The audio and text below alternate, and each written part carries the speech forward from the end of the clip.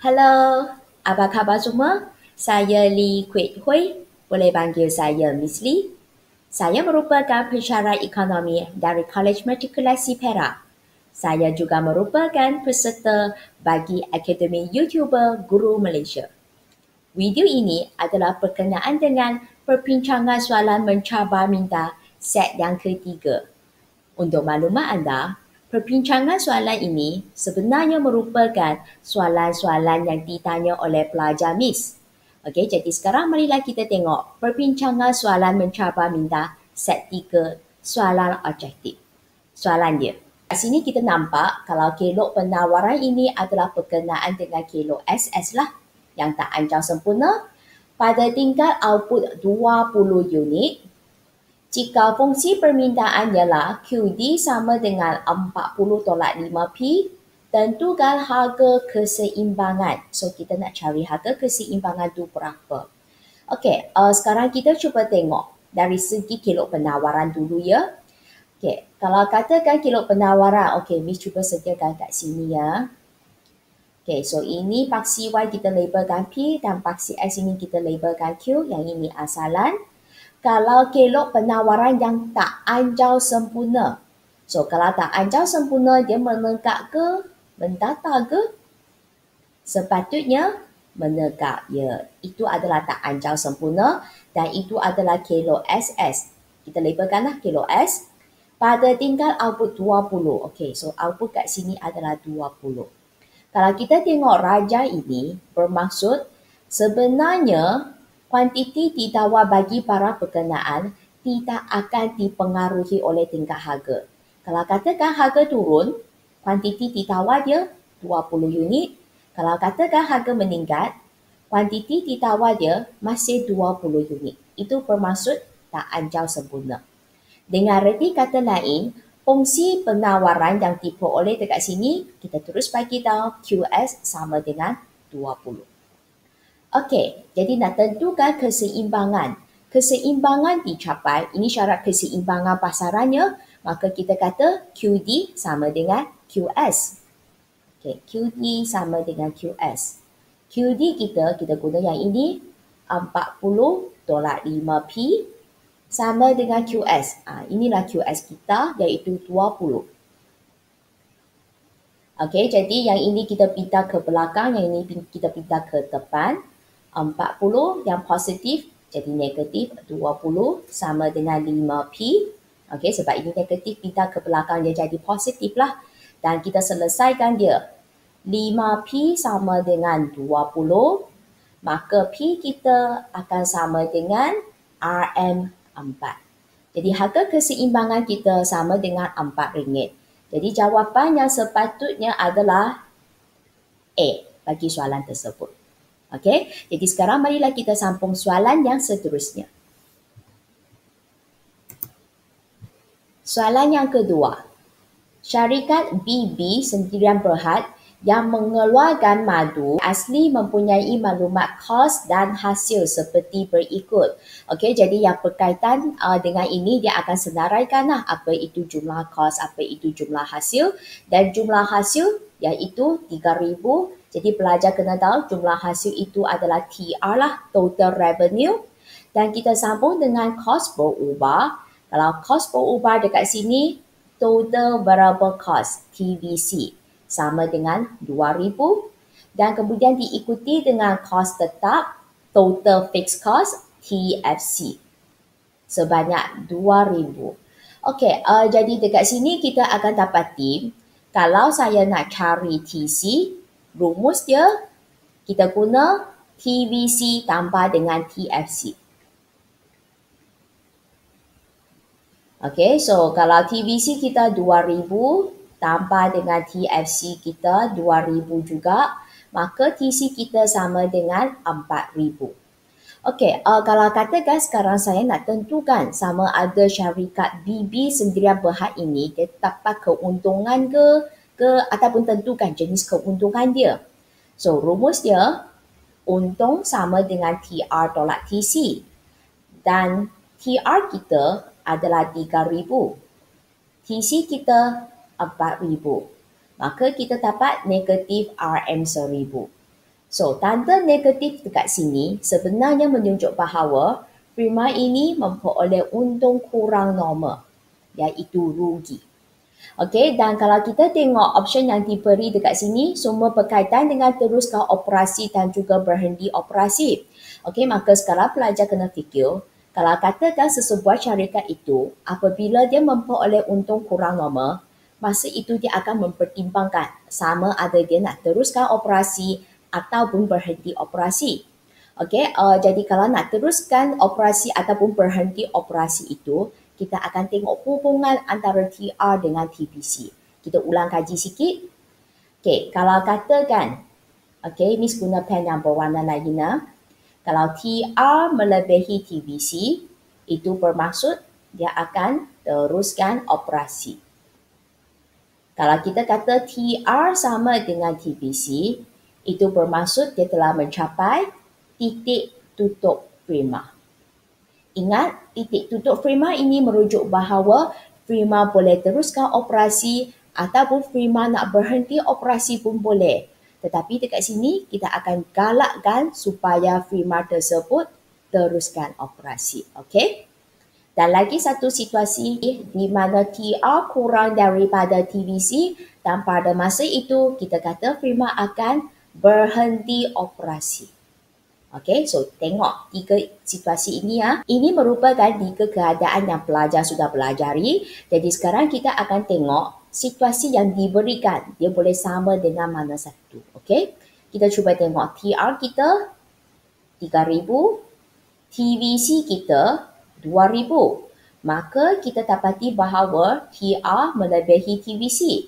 Kalau TR melebihi TVC bermaksud firma sepatutnya teruskan operasi. Walaupun kita kata pada masa itu firma memperoleh untung kurang normal.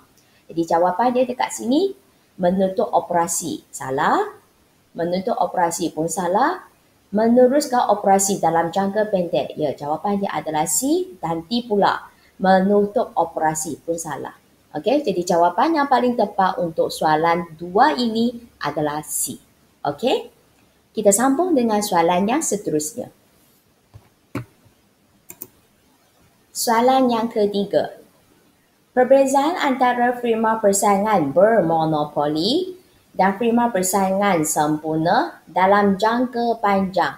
Okey, sekarang kita akan kaji dari segi panjang bagi bermonopoli dan juga bagi PPS. Okey, jadi sekarang Miss akan tunjukkan lakaran raja bagi kedua-dua pasaran ini. Okey?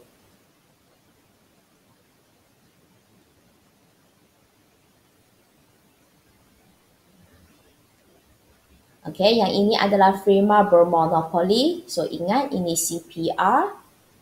Okay, yang ini Q. Yang ini adalah PPS ya. Ini pun sama CPR. Yang ini Q. So, sekarang untuk bermonopoli, kalau permintaan dia adalah bercurun ke bawah dari kiri ke kanan, ingat dia adalah lebih landai. Okey. Okey, ini AR. Yang ini MR. Pelajar kena ingat AR sama dengan DD sama dengan P dan kemudian kita ada kilo MC. Keseimbangan firma tercapai apabila MC bersilang dengan MR, ini titik keseimbangan. Kuantiti keseimbangan Q dan harga keseimbangan dekat sini adalah P. Okey, so inilah point dia. Okey, yang ini pun sama, kita tentukan titik keseimbangan firma bagi PPS dulu. Okey, ingat syarat bagi PPS, kita kata P sama dengan AR sama dengan MR sama dengan DD. Dan ingat, kalau dia adalah bersifat anjal sempurna. Okey, labelkan P sama dengan AR sama dengan MR sama dengan DD. Dan keseimbangan tercapai apabila kalau MC bersilang dengan MR. Okey, ini titik keseimbangan. Output keseimbangan Q dan harga keseimbangan dia adalah P. Okey, seterusnya kita cuba tengok ya. Kita kena lakar kilo AC. Okey, untuk bermonopoli dalam jangka panjang, dia adalah memperoleh untung normal akibat kebebasan keluar masuk firma ke dalam pasaran. Bagaimana pula dengan PPS? Apakah jenis keuntungan yang diperoleh PPS dalam jangka panjang? Ya, sama seperti bermonopoli juga memperoleh untung normal akibat kebebasan keluar masuk firma ke dalam pasaran. Sebab sekarang kita tengah kaji pasal jangka panjang, maka untung yang diperoleh pun kena kait dengan jangka panjang. Okey, jadi untuk lakar kilo AC ini, pastikan dia adalah AR sama dengan AC. Dan AC yang saya sediakan adalah kilo LAC. Okey. So, ini adalah untuk bermonopoli. Pastikan AC anda melalui atau tangent dengan bahagian ini. Sekarang Miss akan sediakan kilo AC. Okey?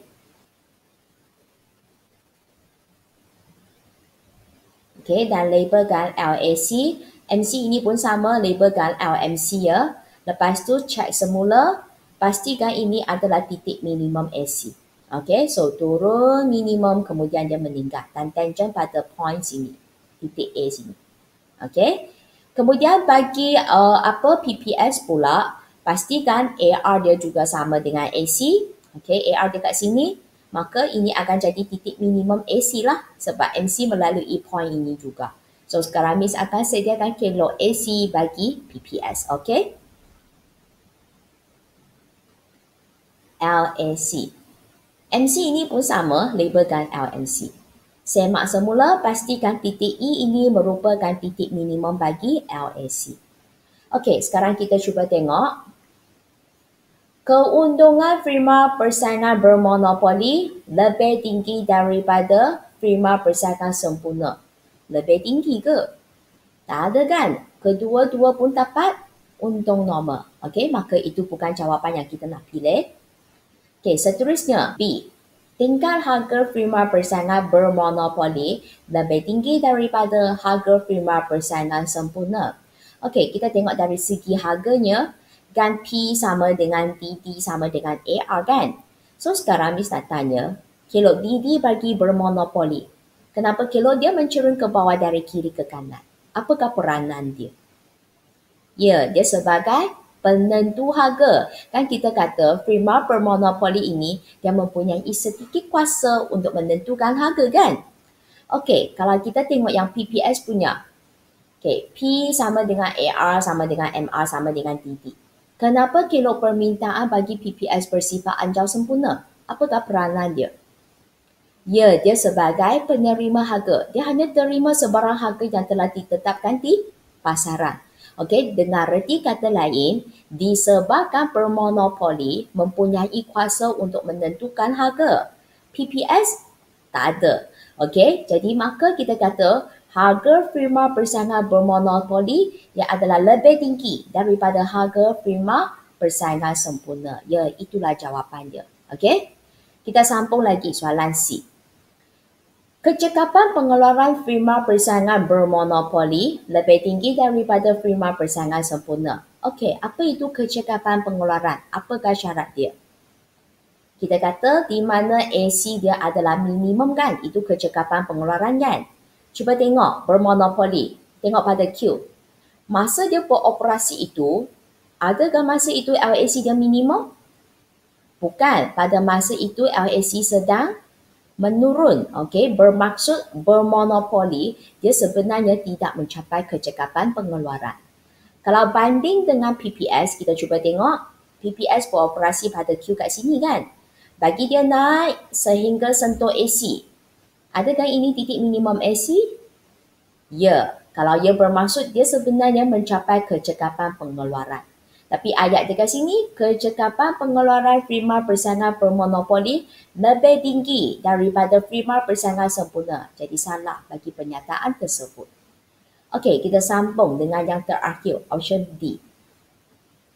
Tingkat keluaran firma persaingan bermonopoli lebih tinggi daripada keluaran firma persaingan sempurna.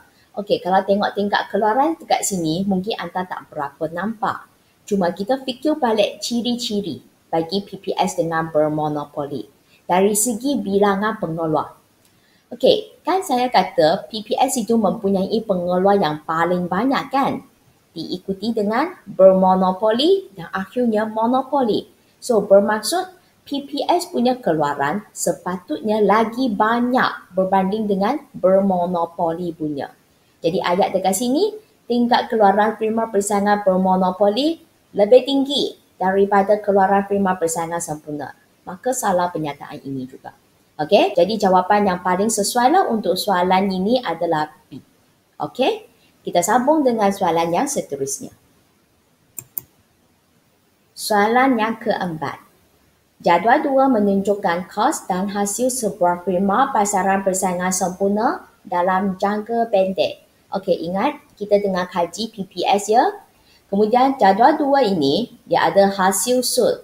Hasil sud marginal revenue MR RM6. Lepas itu kos berubah burata. Average variable cost ABC RM5. Kemudian kita ada kos purata, average cost, AC, RM1. Okey, dekat sini ada pembetulan sikit ya. Betul kan? Dia sepatutnya RM11. Okey, sebab tak mungkin AC lagi kurang daripada ABC punya. Okey, jadi betul kan yang ini jadi RM11. Okey, sekarang kita cuba tengok soalan yang ditanya dekat sini. Berdasarkan jadual 2, apakah tingkat harga yang menyebabkan firma perlu menutup operasi dalam jangka pendek? Dia tanya pasal harga. Okey, sekarang pelajar kena fikir apakah syarat PPS? Di mana kita kata P sama dengan AR, sama dengan MR, sama dengan DD. Itu adalah syarat bagi PPS.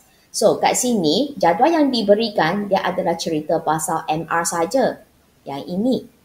Okey, dan kemudian dia nak pasang tingkat harga P, dia nak yang ini. Dan sebenarnya yang anda belajar, okey kan kita kata kita tengok hubungan antara AR dengan ABC untuk tentukan sama ada sesebuah firma akan teruskan operasi ke berhenti operasi. Okey, kita ada 3 situasi. Kalau kita kata firma teruskan operasi di mana AR dia ya melebihi ABC, dan kalau firma tersebut mencapai titik tutup firma, kita kata AR kita akan sama dengan ABC. Dan kalau katakan berhenti operasi, bermaksud AR dia kurang daripada ABC. Okey, itu merupakan apa yang pelajar sepatutnya sudah tahulah. Dan sekarang kita cuba tengok harga. Harga dekat sini sebenarnya sama dengan AR sahaja. Yang menyebabkan firma perlu menutup operasi. Jadi kita pilih yang ini. Di mana AR kita kurang daripada ABC. Sekarang ada ubah soal terhadap AR. Okey, sebab soalan dia nak harga. Kan saya kata P sama dengan AR sama dengan MR kan? So bermaksud sekarang MR kita bukan lagi RM6 dah. Okey? Dan kita cuba tengok ABC kita adalah berapa? Kalau berdasarkan jadual ini, ABC kita adalah RM5. Dan anda kena pilih di mana AR ini kurang daripada ABC punya. Jadi AR yang paling sesuai, kita akan pilih ya A, RM4. Sebab kalau RM5 itu sama. Kalau sama itu mencapai titik tutup. Kalau RM6 itu, dia akan jadi lebih daripada ABC. Dia akan teruskan operasi. Okey, fokus semula. Soalan dia minta harga yang menyebabkan. So, harga dekat sini sebenarnya kita fokus AR dan juga MR. Okey, itu adalah berkaitan dengan perbincangan soalan yang keempat. Dan sekarang kita akan masuk soalan objektif yang terakhir. Soalan dia, apabila pemonopoli, okey, ini berkaitan dengan monopoli ya, mengenakan harga yang paling tinggi, okey, iaitu harga yang sanggup dibayar oleh pengguna, maka pemonopoli ini dikatakan mengamalkan, okey, yang ini adalah berkenaan dengan diskriminasi harga. Okey, ini cuba terangkan sikit ya. Kalau katakan diskriminasi harga darjah kedua ini, sebenarnya dia adalah berkaitan dengan blok unit. Apa maksud blok unit dekat sini? Okey, contoh, kalau saya guna 100 unit yang pertama, okey, saya perlu bayar RM2. Kalau katakan saya guna 100 unit yang kedua, saya perlu bayar RM2.50. Katakan sambung lagi 100 unit yang ketiga.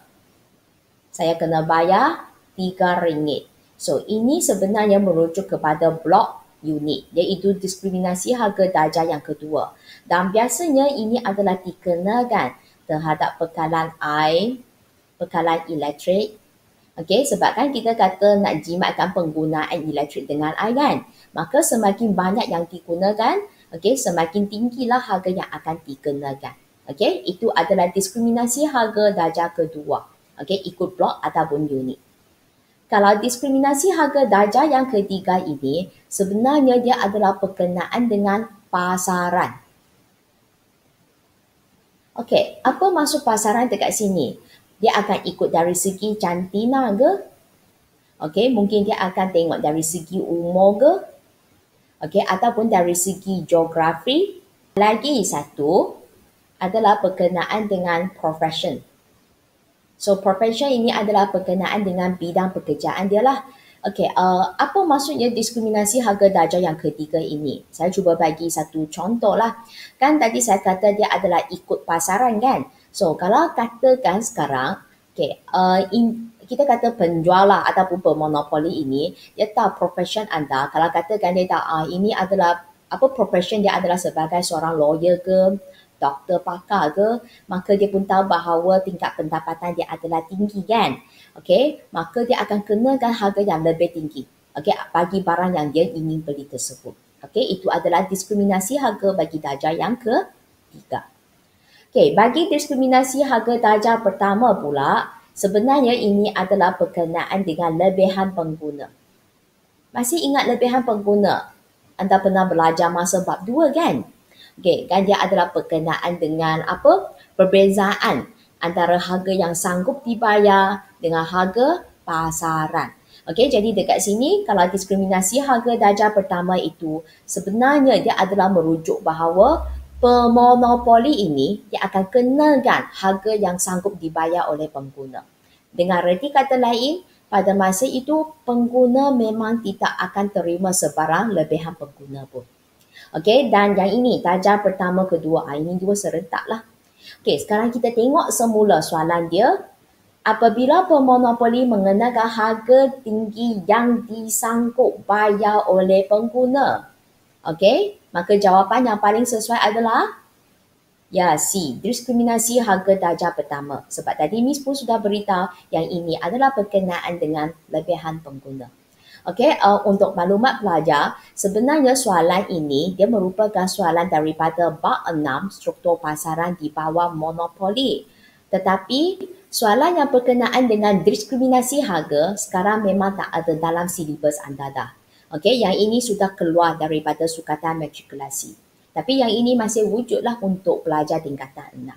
Okey? Okey, jadi selesailah perbincangan kita bagi soalan objektif. Sekarang yang seterusnya, kita akan sambung dengan soalan esei. Soalan esei.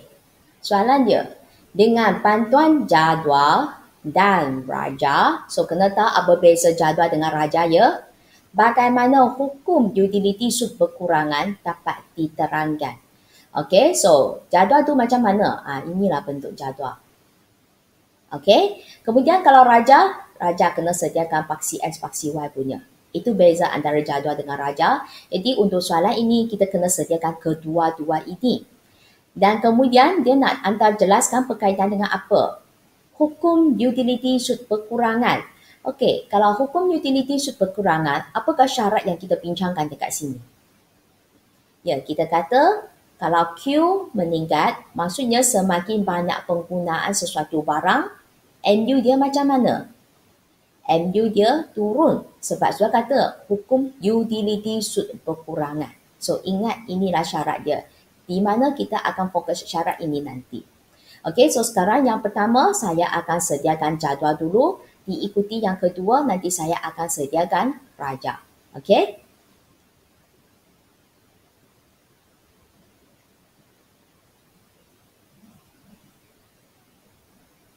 Okey, bagi jadual yang disediakan dekat sini, yang penting mesti ada Q dan juga MU.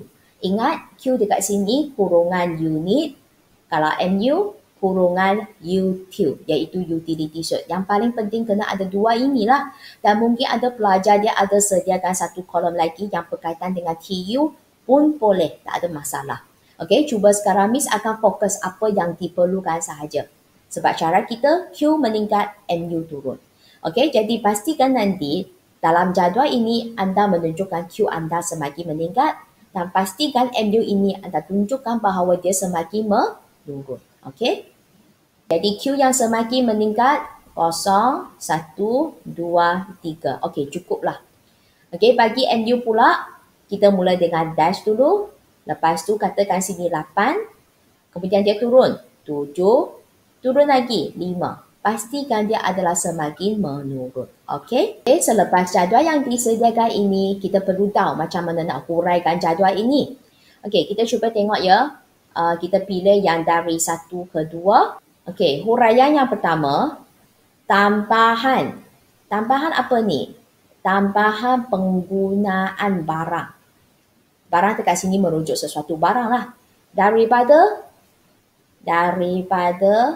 1 unit kepada 2 unit, okey, dia menyebabkan utility suite macam mana? Berkurangan. Okey, sebab daripada 8 kepada 7. Jadi pelajar boleh buat ayat utility suite ini, kita boleh guna perkataan tambahan utility. Okey, tambahan utility ataupun kalau pelajar nak guna utility suite pun sebenarnya sama sahajalah. Utility suite akan berkurang. Berkurang daripada 8 util kepada 7 util.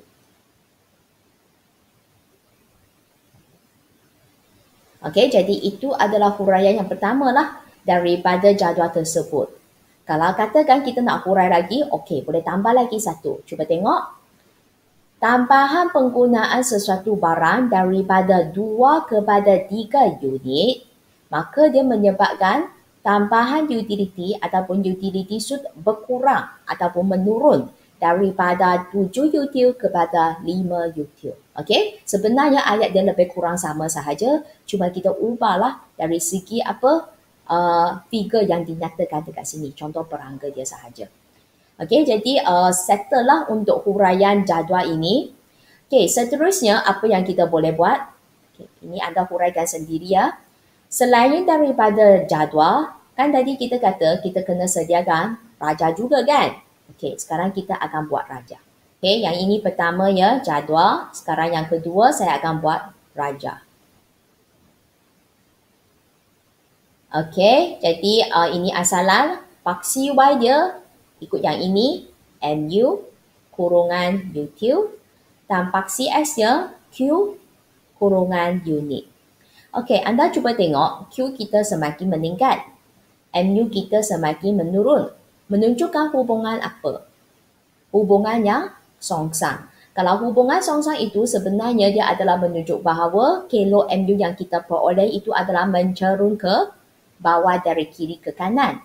Okey, kita cuba tengok ya. Okey, kosong ini tak ada ya. Apabila Q kita 1, okey, ini 1. Lepas itu MU kita adalah 8. So, sini 8. Okey, inilah dot dia. Okey, mungkin anda boleh labelkanlah satu titik, mungkin titik A dekat sini. Okey, kita cuba buat satu titik lagi. Katakan sekarang, Q kita 2. MU kita 7. Okey, so Q kita 2, MU kita 7. So, boleh buat satu titik B kat sini. Jadi, kalau kita sambungkan titik ini, akan terbitlah kilo MU. Okey. Tulis MU. Kalau anda nak tunjuk Q yang ketiga, MU kita 5, silakan. Okey, jadi sekarang apa yang kita dapati? Daripada raja ini kita dapati bahawa kilo MU adalah mencerun. Mencerun ke mana? Mencerun ke bawah. Dari kiri ke kanan. Okey, so itu adalah berkaitan dengan bentuk MU. Okey, dan seterusnya apa yang kita boleh simpulkan dekat sini daripada keseluruhan? Kita dapati bahawa Q meningkat, MU turun. Sini pun sama. Kalau Q meningkat, ini kan Q kan, MU kita pun turun. Maka kesimpulan dia kita dapati bahawa Q naik, MU turun. Di mana dia adalah selaras dengan hukum utility sud perkurangan. Okey, kita cuba tengok dari segi pengagihan markah dia. Markah yang diperuntukkan adalah sebanyak 8 markah. Untuk maklumat pelajar, jadual yang disediakan seperti yang ini, 2 markah. Kemudian raja yang disediakan dekat sini, 2 markah. Dan huraian yang disertakan itu, 4 markah. Okey, jadi sekarang kita cuba tengok dari segi pengagihan markah. So, jadual dia pastikan ada Q, ada MU, ada kurungan unit, ada kurungan util, 2 markah terus. Okey, pastikan Q semakin meningkat, MU semakin menurun. Itu sahaja. Okey, lepas itu dari segi raja ini, bagi raja ini kalau anda ada labelkan paksi Y dengan paksi X, MU dengan Q dekat sini, terus dapat setengah markah. Dan tunjukkan kilo MU yang mencurun ke bawah dari kiri ke kanan. Labelkan MU, setengah markah. Kemudian anda ada tunjukkan kuantiti 1, MU kita 8. Titik sini titik A, setengah markah. Dan kemudian kuantiti 2, MU kita 7 yang boleh ditunjukkan pada titik ini, iaitu titik B, setengah markah lagi. Okey, pastikan ada contoh perangka yang disediakan lah, sebab dia kena selaras dengan jadual yang anda sediakan ini. So, untuk kes ini, walaupun soalan dia tak minta contoh perangka pun, anda kena sediakan contoh perangka juga. Kenapa? Akibat soalan itu minta anda sediakan jadual. So, pastikan raja yang disediakan kena selaras dengan jadual. Okey, ada contoh perangka dekat sini lah. So, lakaran raja ini sebanyak 2 markah. Okey, kita cuba tengok huraian bagi jadual ini pun sama 2 markah. Anda ada sebut, okey, tambahan penggunaan barang dari 1 kepada 2. So, utility sudah berkurang. Okey, ada 1 markah dekat sini. Dan huraian yang kedua pun sama punya, 1 markah lagi dekat sini. Kemudian berkenaan dengan kilo MU yang mencurun ke bawah dari kiri ke kanan. Mungkin ada pelajar nak tambah yang menunjukkan hubungan songsang antara MU dengan Q pun boleh juga. Yang penting ada sebut kilo MU mencurun ke bawah dari kiri ke kanan. 1 markah. Dan lastly bagi tahu berkaitan dengan kesimpulan anda yang berkenaan dengan hukum utility sud perkurangan ini merujuk bahawa kalau Q naik, MU dia turun. 1 markah lagi. Jadi anda boleh kira 2, 3, 4, 5, 6, 7, 8. 8 markah untuk soalan esei ini. Okey? Dengan demikian, selesailah perbincangan kita bagi soalan mencabar minta set yang ketiga ini. Agak berharap perbincangan ini sedikit sebanyak dapat membantu anda dalam minggu ulang kaji ini. Dan jangan lupa lepas ni ingat klik subscribe pada channel Miss. Okay? So, thank you. Dan kita jumpa lagi ya. Bye-bye.